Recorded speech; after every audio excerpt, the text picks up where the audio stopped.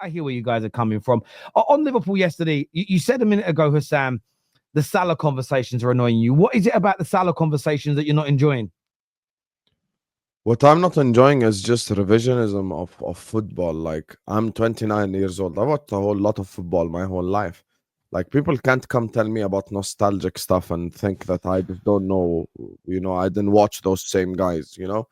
Arsenal fans spent the whole day yesterday telling me this is why he can never be Thierry Henry. Yeah, but Henry has 0 goals in finals as well. Like, I saw Michael Owen score 2 goals in a final against Thierry Henry when Thierry Henry did nothing. I saw Thierry Henry pass it twice to Victor Valdez, 2006 Champions League final, 2 1-on-1s, passed them both to Valdez.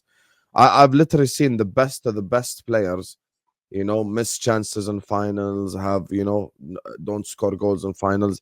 And no one ever says, oh, Thierry Henry is not a big game player. People don't say that because he scored the most goals against like Chelsea, Spurs, whoever, and whatever he done in the league and all the records he broke. And it's the same thing to Erling Haaland as well. Erling Haaland didn't score a goal in a semi-final or a final that the year that he's supposed to win Ballon d'Or. Oh my God, look how many goals Haaland has scored. They won the treble. He should win the Ballon d'Or. Okay, he scored 0 goals in the semi-final and 0 goals in the final as well. And my thing is with the game yesterday, just on watching the game yesterday on a 90-minute basis, the reason why the game panned out the way it did is because Eddie Howe outcoached Arne Slot. And Eddie Howe said it in the post-game yesterday. Our idea was to essentially occupy Dan Burn on that space and allow Livramento to go forward. And his plan worked because Slot walked right into his plan and started playing long balls to Salah. And a long ball to a 5'7" winger is never going to beat a 6'6" center back. So I think we got completely outcoached and we got dominated and we deserve to lose that game. But pinning that game on Mo is just weird because the reason why we lost the game is the tactical element, because I think we got outcoached. I think midfield got run by like there is no tomorrow. And I think our forward line as well had a horrible game. Trent not being there meant we didn't have that creativity, that outlet that we do have in case we do have to play long ball. It's actually accurate long ball. Dan Burn had 18 headers yesterday. Like that's just not a normal stat. So for me with Mo, you can constructively criticize without going over the top. And by the way, I did give Mo like blame against PSG. PSG, I think, okay, fair enough. PSG, I think at the start specifically, we created like 2-3 clear-cut chances. He should have scored. I understand, deserves criticism. Yesterday, if I don't even get you the ball, I can't blame you. I genuinely believe had I had prime Neymar on right wing yesterday, he wouldn't have done anything because he didn't even get the ball to begin with. And that's the thing that irritates me the most. I think what you're doing though, Sam, is you're biting for the people that want you to buy it. So the rival fans are giving it to you and they know that you're going to buy it. And they're like, oh, this is why Salah's rubbish. This is why Salah's rubbish, because they know you're going to buy it because you stick up for him. And viewers might want to hear this. They might want to hear me coming for a Sam here, but I'm kind of going to stick up for him a bit because I think he's one of the most disrespected footballers, Mo Salah. I think when you look at what he has done and what has continued to do in the last 7 years, it has been delivered. Now, it's a bit like, when Terry mentioned a burger earlier, it's a bit like saying that's the best burger I've ever had, but it's just shame there wasn't an extra pickle in it. Like, that's what they're picking at. You know what I mean? This guy has literally delivered in every single season. In my opinion, now he'll go down as one of the greatest Liverpool players there ever has been. So when he doesn't win in a final, I used to get the same stuff. Yeah. So actually, the Arsenal fans that are giving it to you, I'm quite surprised because they should understand what this feels like. Because we had this with Thierry Henry. Oh, he hasn't scored in a cup final. How can you put him as one of the greatest players ever? Like you say, you mentioned Michael Owen, but there's other players that have scored in cup finals that are nowhere near the level of Salah or Thierry Henry. Now, I actually think that Eden Hazard and Thierry Henry, and maybe there's other players in their prime that might be better than Mo Salah. But as a footballer, he is an incredible footballer. And he's won this season that has just absolutely knocked it out of the park. If you look at the stats, if you look at the goals, you look at the assists. But people are going to love this, Sam, because Liverpool have got a certain section of their fan base that will go quadruple. Then they lost the Plymouth treble, or it might be the mini treble, and now it's down to 1. But I think yesterday proved to me one thing. Newcastle badly wanted a trophy, and Liverpool just want the Premier League. That's what it proved to me. They're not too bothered about another League Cup. The players clearly weren't. The fan base was literally the whole TV that I saw was just Newcastle fan. I didn't even know Liverpool fans were there. It was literally just panning in on Newcastle fans the whole game, whether there were celebrities, whether there were ex-players, whether it was a fan base of them crying, getting up for it. It was as if there was no Liverpool fans there, to be fair. So, yeah, squeaky bum times at the end when Chiesa scores. But if I'm honest with you, I thought there was one team that turned up. I thought Newcastle were class. I thought Bruno Guimaraes was outstanding. Isak does what Isak does. I was really impressed. And if I'm honest with you, I think Eddie Howe deserves a hell of a lot of credit. I think he's always been a good manager. I've never put him in the elite bracket.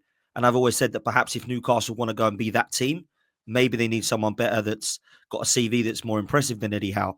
But then he keeps surprising me. I mean, he's absolutely schooled my manager about 4 or 5 occasions. And then he's gone and done the same with Slot yesterday. So Newcastle deserve their flowers. The Salah conversation is going to keep happening. And the other conversation that's going to keep happening is all 3 of them are going to go. Because a lot of people are saying today it looks like all 3 of them could go now. Now, I always believed Trent would probably go to Real Madrid because when they come knocking, it's a different knock. But if you lose them 3, Sam, boy, wow. I don't know where. Yeah, of course. But here's the thing: if people are trying to act like Mo is not a big game player and he's replaceable easily and blah blah blah, then we shouldn't have a problem replacing him. And this is where your conversations just become weak conversations. Yeah, and Dan hasn't done that. And Terry hasn't done that, and Mo hasn't done that, but people are doing that. People are acting like he's easy to replace, or it's just no, but a regular. hold on. I actually think, Sam, here's the problem. You do something and you don't like it when people do it to you. Like you have been criticizing the likes of Cole Palmer, you have been criticizing the others. Yes, Mohamed Salah, what happened in the last 2 games does not change the fact that he might break the record for the most GA in a league, right? But that's the Premier League. Over the last 2 games, you have played not in the Premier League, you have played in the Champions League, which is everyone puts you as favorites or second favorites behind Real Madrid. And the guy hasn't turned up at all. I'm Egyptian, I'm his biggest fan. The guy hasn't turned up. He was shit in the first game, and he was even worse in the second game. Yesterday, and that is what we say all the time, your superstars, the difference makers, even if the plan is wrong, even if the other players are playing bad, he should at least rise above everyone else. But he was dragged into how bad Liverpool were, and he was exactly the same as the rest of them. And that is why people have the right to criticize Mohamed Salah. Because we put him on that pedestal. For these 2 games, I'm given, yes, Arne Slot. No one's saying don't criticize him. No one is saying that.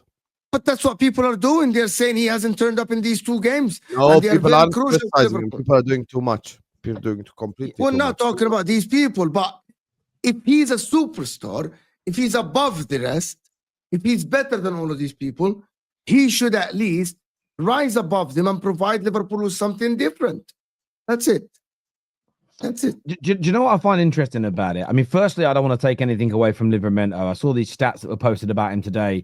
He won 100% of his duels yesterday. He won 100% of his tackles on Mo Salah. 100% dribble succession. He didn't get dribble past in the whole game. And this is a crazy stat. It's the first time ever Mo Salah has been limited to no shots and no chances created in a game where he's played 90 plus minutes. So I think there's an element where Livramento needs praise, and I wouldn't take that completely away from him. Where I agree with Mo is people go too far.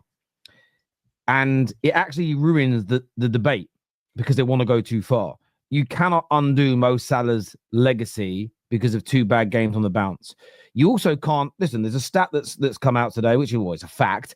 Mo Salah has never scored from open play in any final that he has played in. And that is damning. But that's only damning when you're nitpicking between him and the other greats. Mo Salah is still a Liverpool great, and he is still a Premier League great, and he is still a European football great. And when I say Europe, I know he's from Egypt and Africa, but he's played his professional career in Europe. He's a European player in that respect.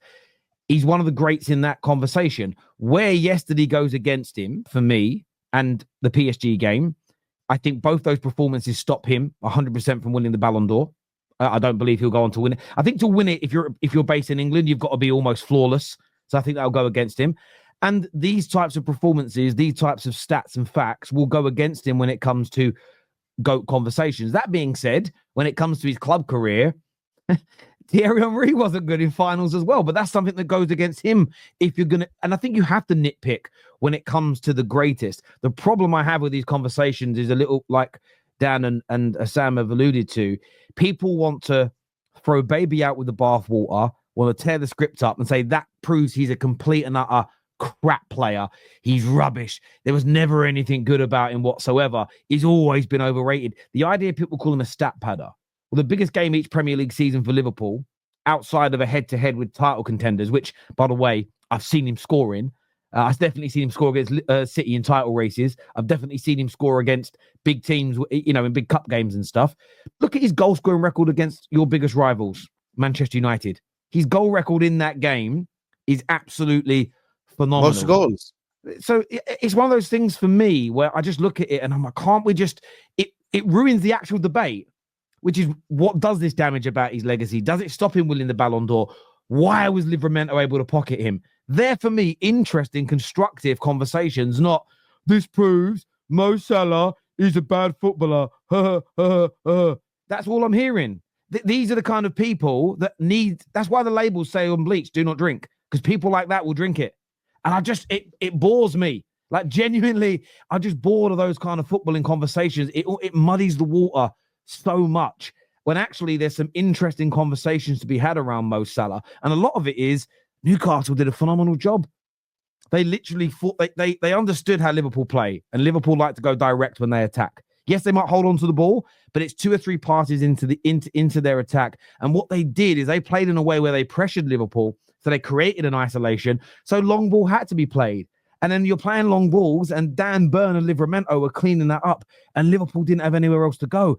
That should be the talking point, not this proves Mo Salah's a stat padder. That, for me, is just such a basic bitch conversation to have, when actually there's something far more substantial as football fans we could sink our teeth into, and everybody seems to be ignoring that, which is crazy. On Liverpool, I saw this tweet today, and I wanted to